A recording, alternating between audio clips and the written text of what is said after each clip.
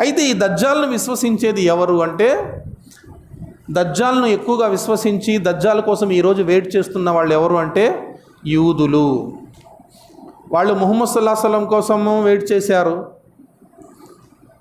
ఈసా అలైహిస్సలాం కోసం వెయిట్ చేశారు. ఫస్ట్ ఆయన వస్తే ఆయన చంపడానికి ప్రయత్నం చేశారు, ఆయన విశ్వసించాల. ఎందుకంటే వాళ్ళ నరాల్లో అది జీర్ణించుకుపోయింది. ఏంటి? అల్లా యొక్క ఆజ్ఞలకు వ్యతిరేకంగా పనిచేయడం, వ్యతిరేకించడం వాళ్ళ నరాల్లో ఉంది.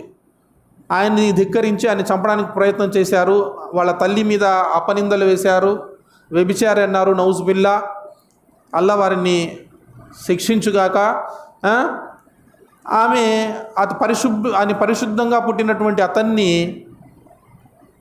పాపపు జన్మ అన్నారు. నౌజుబిల్లా, అతన్ని చంపడానికి ప్రయత్నం చేశారు. అల్లా అతన్ని పైకి లేపుకున్నాడు.